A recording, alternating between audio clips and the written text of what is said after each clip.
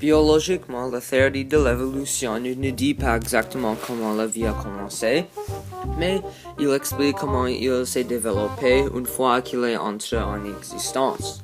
La vie a diversifié dans les nombreuses formes de vie incroyables que nous voyons aujourd'hui et dans le registre fossile. Ils nous permettent également de mieux comprendre comment les créatures d'aujourd'hui s'adaptent et continuent de changer. Ne me croyez pas? Il suffit de regarder comment les poissons d'Épinoc ont évolué plus de leur mur de plaques osseuses juste à cause de la façon dont l'eau a changé. Grâce à la biologie, la théorie de l'évolution peut être définie comme toute modification dans les caractères héréditaires au sein d'une population à travers des générations, comme la couleur de la foudre des animaux et le comportement instinctif comme la façon dont les choses vivantes chassent, ou même quand les chiens saluent avec un sniff. Cela peut paraître un peu confusant pour certaines personnes, donc nous allons plus en profondeur. Tous les êtres vivants, à partir de la cellule unique, les organismes d'éponges de mer, de fleurs et de dinosaures, la liste est longue, sont capables de se reproduire. Nous avons des enfants, nous faisons des copies de nous-mêmes, nous le faisons par une duplication de notre ADN, qui nous transmettront aux générations futures, mais rien de chose reste le même.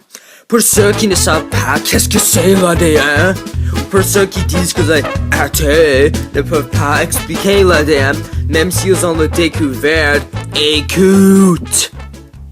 L'ADN est une chaîne chimique stockée à l'intérieur de chacune de vos cellules, qui leur indique comment se développer et fonctionner. L'ADN contient l'information codée qui indique à votre corps comment créez-vous, mais votre information de l'ADN est différente de celui que, disons, d'un pissenlit. C'est pourquoi vous regardez et fonctionnement différent d'un pissenlit. Les organismes unicellulaires reproduisent en copiant leur ADN à l'intérieur de leur courage. Ils ont par la suite déplacé ces copies à l'autre côté de leur corps et divisé en deux. Cela poussé à la pleine taille. Si les choses vont bien, les amibes sont des copies exactes de l'autre. Mais comme nous le savons, rien n'est parfait dans la nature. Lorsque l'ADN est copié, des erreurs peuvent se produire qui modifient le code de l'ADN. C'est ce qu'une mutation de l'ADN ressemble. Se produire accidentellement, une mutation et peut produire des variations dans la forme du corps et la fonction de la créature qui hérite de l'ADN modifié. Pour en revenir à des organismes unicellulaires, si l'un d'entre eux a maintenant un bras plus long et survit assez longtemps pour transmettre ses gènes, que allongement de bras qui est codé dans son ADN sera transmis à ses enfants. D'où la définition biologique de l'évolution. Évolution vient de se produire. Goddamn, I'm glad y'all set it off. Used to be hard, now you just wet and soft. First you was down with the AK. And now I see you on a video with Michelet, looking like straight bozos. I saw it coming, that's why... C'est différent des animaux comme nous. Nous avons besoin de trouver un partenaire. Prenez par exemple un poisson d'Épinoc. Quand il s'accouple, un spermatozoïde du père contient la moitié d'une copie de son ADN qui se mêle à l'ovule de sa mère qui contient la moitié d'une copie de son ADN. Ce qui donne lieu à une nouvelle cellule avec un ensemble complet de structures de l'ADN. Tout ce qui est nécessaire de diviser et de développer dans un nouveau bébé poisson d'Épinoc.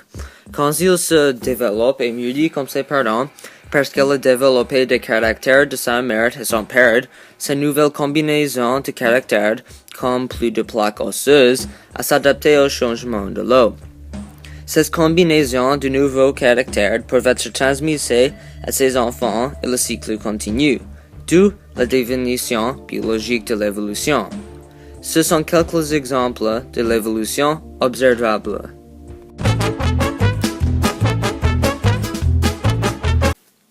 Une énorme quantité de preuves observables de différents domaines comme les mathématiques, la paléontologie, la chimie et la génétique suggère avec preuve accablante que tout, comme la façon dont tous les oiseaux ont une ancêtre commune, tous les êtres vivants, comme des amis, les citris, les crocodiles et les humains, et les lémuriens, ont un ancêtre commun.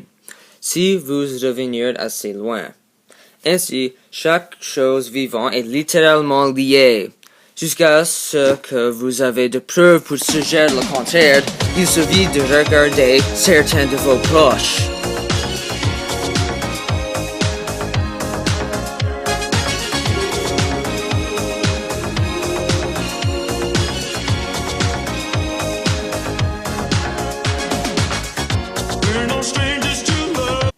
Vous vous demandez, peut-être, est l'évolution aléatoire?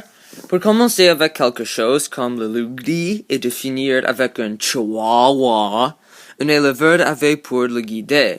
Chercheurs réclamant les ancêtres d'un mammifère, très petite créature, musaraigne.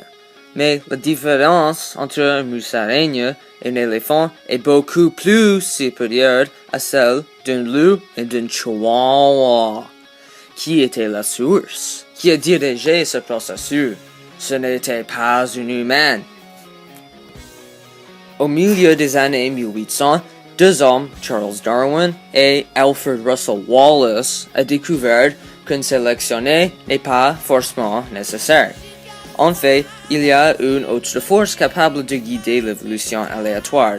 Ils l'appelaient natural selection. Quelque chose que vous et moi sommes à la fois les processus de